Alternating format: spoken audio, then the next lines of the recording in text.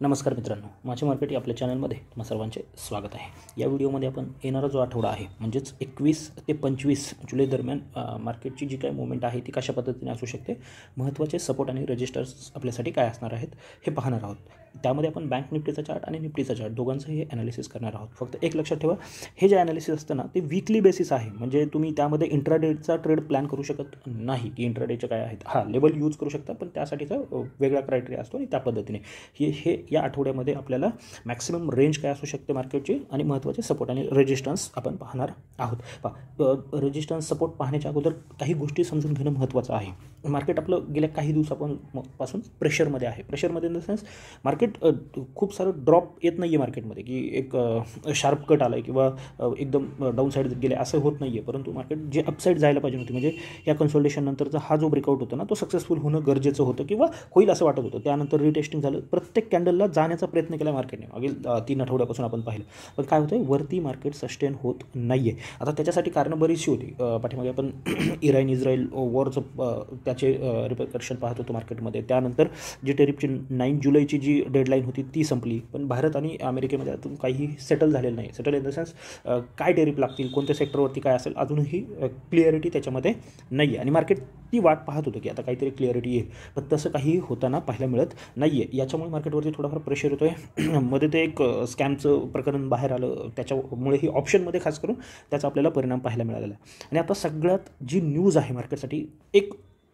2 news आहेत ज्या खूप महत्त्वाच्या आहेत। एक आहेत आता आपल्यासाठीचे रिझल्ट, ही न्यूज म्हणता येणार नाही परंतु रिझल्ट बेस जे कामकाज असतं ना त्यासाठी कंटिन्युअस रिझल्ट। या आठवड्यामध्ये निफ्टीमधील जवळजवळ 9 माझ्या माहितीप्रमाणे 9 किंवा 10 असतील, पण 9 कंपन्या ज्या आहेत त्यांचे रिझल्ट आपल्याला पाहायला मिळणार आहे आणि त्याचा इम्पॅक्ट आपल्याला मार्केटवरती होताना पाहायला मिळेल। पण याच्यानंतर जी दुसरी महत्त्वाची गोष्ट आहे ग्लोबली जी होती आहे ती आहे इंडियावरती प्रेशर क्रिएट करण्याचा प्रयत्न केला जातो आहे। अगोदर फक्त US म्हणत होतं या गोष्टी की जर रशियाकडून तुम्ही काही घ्याल तर आम्ही तुमच्यावरती सँक्शन लावू वगैरे वगैरे, पण आता त्यांना युरोपने जॉईन केलेलं पाहायला मिळत आहे। म्हणजे यांचा एक ग्रुप होतो आहे आणि ते इंडियावरती सँक्शन लावण्याच्या विचारात आहे। जरी आपल्या गव्हर्नमेंटने काहीही सांगितलं तरी त्याचा एक निगेटिव्ह परिणाम आपल्या मार्केटवरती पाहायला मिळेल जर हे खरं होतं आहे। म्हणजे आता ते फक्त बोलत आहेत वगैरे, पण जर डायरेक्ट ते कुठे डिक्लेअर केलं त्यांनी की आम्ही इम्पोज करतोयच, तर त्याचा एक परिणाम आपल्याला मार्केटवरती पाहायला मिळेल। आणि मग आपण जे काही या छोटे छोटे कॅन्डल पाहतोय ना, एखादी कॅन्डल या पद्धतीची आपल्याला रेड कलरमध्ये पाहायला मिळू शकते। म्हणजे लगेच या आठवड्यामध्ये सेलिंग करत बसायचं का, तर नाही, अजून त्याचं काही क्लिअरिफिकेशन नाही आहे। मार्केट काय करतं आहे, या सगळ्या न्यूज, या ज्या 2 आठवड्याच्या कॅन्डल पाहिलं ना, तर या सगळ्या न्यूज ऑब्झर्व करण्याचा प्रयत्न करत आहे आणि मग त्याचा इम्पॅक्ट आपल्याला काही दिवसांनी पाहायला मिळेल। आणि सगळ्यात महत्त्वाचं या 2 गोष्टींवरती आपल्याला लक्षात ठेवायचं आहे। पण अजून एक गोष्ट आहे ती आहे ऑप्शन ट्रेडरसाठी। जे स्ट्रॅटेजींचं झालं ना त्यानंतरपासून किंवा त्याच्या अगोदरपासून 1-2 आठवडे ऑप्शन बायरसाठी मार्केटमध्ये काहीही नाही आहे। मी मागच्या आठवड्यामध्येही सांगितलं होतं, आत्ताही सांगतोय, मी डेली व्हिडिओ बनवत नव्हतो गेले काही दिवसापासून, उद्यापासून ते कदाचित रेग्युलर होतील। पण ऑप्शन बायरसाठी खूप डिफिकल्ट आहे। तुम्ही तुमच्या ग्रुपमध्ये असेल किंवा तुम्ही ज्या ग्रुपमध्ये आहे जिकडनं तुम्हाला माहिती होती तिथे विचारून पहा, प्रत्येकाला ऑप्शन बाईंगमध्ये सध्याला काही डिफिकल्टीज फेस करावा लागत आहेत, कारण का मार्केटमध्ये ती मुवमेंट नाही आहे। 1-2 कॅन्डलमध्ये मुवमेंट होती आणि पूर्ण दिवस साईडवेज जातो आहे किंवा पूर्ण दिवसचे दिवस एक्सपायरी ही काही मागच्या 1-2-3 एक्सपायरी जर पाहिल्या तुम्ही तर 60-70 पॉईंटमध्ये 80 पॉईंटमध्ये पूर्ण दिवस निफ्टीने घालवलेला आहे। सेन्सेक्सचे तसंच होतं आहे, बँक निफ्टी तर मंथली एक्सपायरी आहे, तर हा परिणाम होतो आहे। म्हणून मागच्या आठवड्यामध्ये सांगितलं, आता पुन्हा सांगतो, तुम्ही सध्या तरी काय करा, क्वांटिटी कमी करा आणि तुमचे जे ट्रेड आहेत ते सुद्धा थोडेफार कमी केले तर चालतील आणि मोठे टार्गेट घेण्यापेक्षा छोटे छोटे टार्गेटवरती फोकस करा। एखाद दुसरा ट्रेड एक्स्ट्रा झाला, म्हणजे समजा तुम्ही 10 लॉटने काम करताय, आता 2-3 लॉटने काम करा आणि जर तुमचं टार्गेट अगोदर 100 पॉईंटचं आहे ना, तर आत्ता 50 पॉईंटचं टार्गेट घ्या।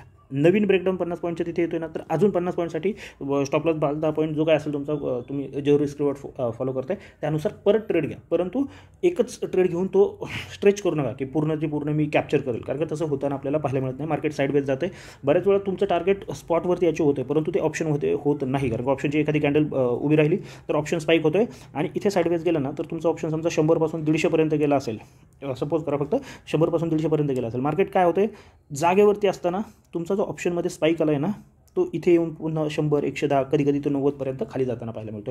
आणि त्याच्यामध्ये बरेच रिटेलर ज्यांचं कॅपिटल कमी आहे किंवा जे नवीन मार्केटमध्ये आलेत ना, ते ट्रॅप होताना पाहायला मिळतात. म्हणजे जेवढं बोलणं होतं ना सध्याला बऱ्याचशा लोकांबरोबर किंवा जे ट्रेडिंग करतायत ॲक्टिव्हली, ज्यांचं कॅपिटल कमी आहे, खास करून ज्यांचं कॅपिटल कमी आहे रिटेलर, तर त्यांना कॅपिटल कमी इन द सेन्स लाखाच्या आसपास किंवा त्याच्याही खाली असणारे, ते खास करून याच्यामध्ये सध्याला ट्रॅप होताना पाहायला मिळत आहेत. आणि बऱ्या प्रमाणामध्ये ते ट्रॅप होत आहेत. कारण का प्रत्येक ठिकाणी आता वाटतं की, आणि कॅन्डलही अशा बनतात, एखादी रेड बनली, एखादी ग्रीन बनली, हॅमर बनती आहे, शूटिंग स्टार बनती आहे, आणि त्यामध्ये वर्कआउट होताना पाहायला मिळत नाही आहे, खास करून इंट्राडेमध्ये जे ट्रेड करत आहेत. म्हणजे दिवसातून 1 किंवा 2 चांगले सिच्युएशन बनते ट्रेडची, पण ती अगदी सकाळ 9, 9:30च्या दरम्यान असते किंवा दुपारी 2, 2:30, 3च्या दरम्यान असते. आणि काय होतं, एक सिच्युएशनमध्ये एकाच कॅन्डलमध्ये टार्गेट येते. जर तुम्ही तेवढं फास्ट रिॲक्ट केलं नाही तर पुढच्या काही मिनिटांमध्ये पुन्हा तुमच्या ऑप्शनची प्राईस खाली येते. आणि मग हा स्पाईक जो आला ना, तो जर कॅप्चर करता आला नाही तर याच्यामध्ये ट्रॅप होताना पाहायला मिळतो. जर तुमच्या हातून स्पाईक मिस झाला ना, तर मध्ये पडण्याचा प्रयत्न करू नका. थोडं विषयांतर होतं, परंतु हे सांगणं महत्त्वाचं होतं. बऱ्याच जणांबरोबर या विषयावरती गेल्या काही दिवसापासून बोलणं होतं आणि मी व्हिडिओही बनवत नव्हतो, त्याच्यामुळे मला हे सांगता आलं नाही. आता अगदी थोडक्यात ज्या महत्त्वाच्या लेवल आहेत ना, त्या डिस्कस करू. या आठवड्यासाठी लेवल मोठी येते मार्केटसाठी. जवळजवळ निफ्टीसाठी 1000 पॉईंटची रेंज आपल्याकडे निघून येत आहे. आता ती रेंज कशा पद्धतीने निघून येते ते पाहूयात. आत्ता सध्याला फक्त 2 लेवल आहेत ज्या मार्क करायच्या आहेत. त्यासाठी डाऊन साईडची जी लेवल आहे ती आहे 24,920, 930 हा 10 पॉईंटचा झोन, आणि वरती जी आहे ती 25,120, 130. आत्ता आपण जिथे बंद आहोत ना, तिथून अपसाईडची लेवल थोडी वरती आहे किंवा जास्त वरती आहे, पण या 2 लेवल खूप इम्पॉर्टंट आहेत. याच्यामध्ये जर मार्केट राहते तर जास्त काही आपल्याला पाहायला मिळणार नाही. जर अपसाईड ब्रेक होती आहे, लक्षात घ्या, जर अपसाईड ब्रेक होती आहे तर आपलं टार्गेट हे 25,500पर्यंत असू शकतं. 25,500पर्यंत जाण्याचं मार्केटमध्ये पोटेन्शियल आहे. आणि जर डाऊन साईड ब्रेक होती आहे ना, तर एक शार्प कट येऊ शकतो. तो तुम्हाला अगदी 24,400पर्यंत सुद्धा घेऊन जाऊ शकतो.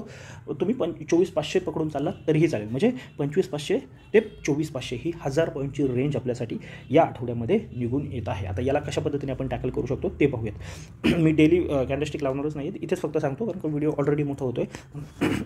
सॉरी.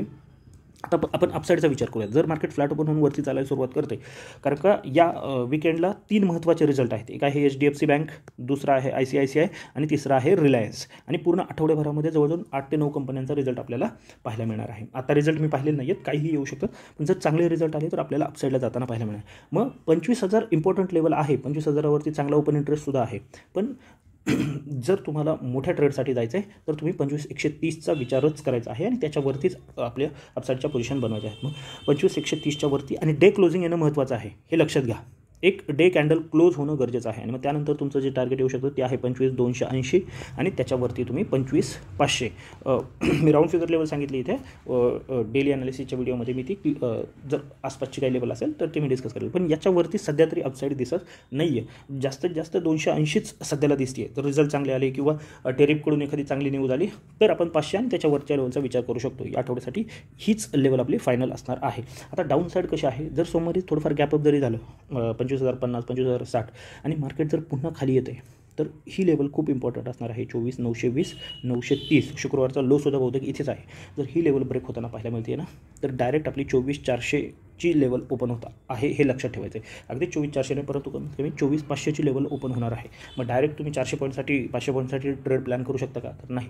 मग महत्त्वाच्या लेवल काय होऊ शकतात, 24,920, 930 जर ब्रेक झाली तर 24,750 ही एक लेवल येईल आणि 24,500 ही दुसरी लेवल आपल्यासाठी किंवा फायनल लेवल आपण या आठवड्यासाठी घेऊन चालणार आहोत. खाली 200 पॉईंटची रेंज आपण ठेवलेली आहे. वरती त्यापेक्षा थोडी कमी आहे 150 आणि वरती पण पुन्हा 100-100 पॉईंट. खाली थोडी मोठी रेंज आहे पण ती गरजेची आहे.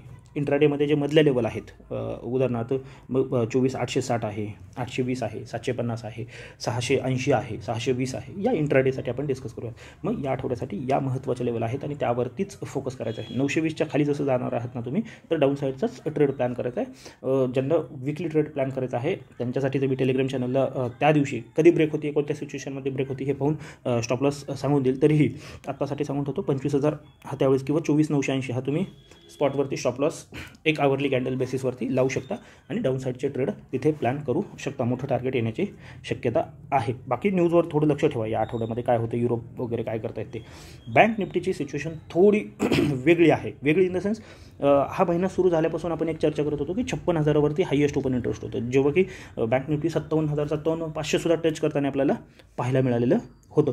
पण काय झालं आहे, ते 56,000वाले अतिशय सावध तिथेच बसून होते आणि मार्केट लकीली म्हणा किंवा त्यांचं काय असेल ॲनालिसिस असेल तसं म्हणा, मार्केट खाली येताना पाहायला मिळालेलं आहे आणि जवळजवळ 56,000 टेस्ट झाले आणि आता 56,000वरचा ओपन इंटरेस्ट चेंज होताना आपल्याला पाहायला मिळतो आहे. म्हणजे त्यांनी लॉसमध्ये नक्कीच काढलेली नाही आहेत पोझिशन, त्यांनी थांबून राहिलेले आहेत. मग ही गोष्ट थोडी क्रिटिकल होणार आहे. आत्ता 56,000 ही जी सायकोलॉजिकल लेवल आहे, अगदी लेवल समजायचं झालं म्हणजे थोडं क्वेश्चन द्यायचं झालं तर तुम्हाला 55,950 ही जी लेवल आहे ना ती खूप इम्पॉर्टंट आहे. तर ती लेवल ब्रेक झाली तर एक चांगली डाऊन साईड आपल्याला पाहायला मिळू शकते आणि ती डाऊन साईड तुम्हाला घेऊन जाऊ शकते अगदी 54,500पर्यंत सुद्धा. मग एकाच दिवसात येणार आहे किंवा 2 दिवसात येणार आहे असं नाही, पण ती लेवल तुमच्यासाठी ओपन होणार आहे. ॲटलिस्ट इथपर्यंत आपण डाऊन साईड पाहू शकतो. ती 54,500 54,600 जे काही एक्झॅक्ट लेवल असेल ती तुम्ही काढू शकता, पण तिथपर्यंत जाण्याचं पोटेन्शियल बँक निफ्टीमध्ये आहे. मग 55,950 जर ब्रेक झालं तर जे तुमचं पहिलं टार्गेट येईल ते असेल तुमचं 55,500 आणि दुसरं जी राऊंड फिगर आहे ती आहे 55,000. इथपर्यंतच्या लेवल आपल्याला पाहायला मिळू शकतात. वर्स्ट केसमध्ये आपण 54,500 सुद्धा पाहू शकतो डाऊन साईडला. अपसाईड मात्र खूप मोठी आहे असं सध्या तरी दिसत नाही. मग अपसाईड तुमची कुठे सुरू होणार आहे, ॲटलिस्ट 56,600च्या वरती ज्यावेळेस निघणार आहोत बँक निफ्टी, म्हणजे इथून जवळजवळ 300 पॉईंट, तोपर्यंत अपसाईडचा विचारसुद्धा करायचा नाही. 56,600च्या वरती जर बँक निफ्टी सस्टेन करते आणि वरती जाण्याचा प्रयत्न करते तर तुम्ही तिथे एखादा ट्रेड प्लॅन करू शकता. 200 पॉईंटवरतीच, म्हणजे 56,800 आहे आणि 57,050 आहे, 50-100 ही जी रेंज आहे ना ती इम्पॉर्टंट आहे. याच्यावरती ॲक्च्युअल जे डिरेशनल किंवा वीकली बेसिसवरती जो ट्रेड बनवतो ना तो 57,050 57,100च्या वरती सुरू होणार आहे. मध्ये ये 200 पॉईंटसाठी इंट्राडेमध्ये तुम्ही पोझिशन घेऊ शकता. मार्केटवरती प्रेशर आहे, न्यूजचाही आहे आणि आत्ता FIसुद्धा सेलिंगला सुरुवात करत आहेत, सेलिंग होती आहे. मग याच्यावरती इम्पॅक्ट काय असू शकतो ते अमेरिका युरोप काय करते, आपल्या टेरिफ डीलचं काय होते, हा एक महत्त्वाचा प्रेशर असू शकतो. आणि दुसरा FIs जे विकत आहेत त्यांचा एक प्रेशर आपल्याला पाहायला मिळू शकतो. जर ते पुन्हा बाईंगमध्ये आले तर सिच्युएशन जशी आपण डिस्कस करतो तेवढी वर्स्ट होणार नाही. थोडं निगेटिव्ह टोन जरी वाटत असेल व्हिडिओचा तरी लक्षात ठेवा, जोपर्यंत 24,930च्या खाली वन डे क्लोजिंग येत नाही आणि इथे 54,950च्या खाली वन डे क्लोजिंग येत नाही तोपर्यंत काहीही निगेटिव्ह नाही. तोपर्यंत तुम्ही जसं आत्तापर्यंत चालत आलं इंट्राडेला एक किंवा 2 ट्रेड प्लॅन करून बाकीची जे रेंजमध्ये मार्केट आहे वाट पाहायची, तसंच करायचं आहे. नाही तर उद्या उठून लगेच सेलिंग पोझिशन बनवण्याची काही आवश्यकता नाही आहे. या 2 लेवलवरती फोकस करायचा आहे, हे लक्षात ठेवा. आणि जर रिझल्ट चांगले आले तर त्याचा इम्पॅक्ट आपल्याला चांगला पाहायला मिळू शकतो. कारण का रिझल्ट काय येतील हे तुम्हालाही माहिती नाही, मलाही माहिती नाही. कदाचित रिझल्टमध्ये जर काही चांगलं आलं तर आपण त्या अनुषंगाने डेली अनालिसिसच्या व्हिडिओमध्ये चर्चा करूयात. बाकी तुम्हाला जर आपलं मत पटत असेल किंवा पटत नसेलही तसं तुम्ही आम्हाला कमेंटमध्ये कळवा. आपल्या चॅनलला सबस्क्राईब करून ठेवा आणि व्हिडिओला नक्की लाईक करा. आजच्यासाठी एवढंच. धन्यवाद. जय हिंद, जय महाराष्ट्र, कीप ट्रेडिंग.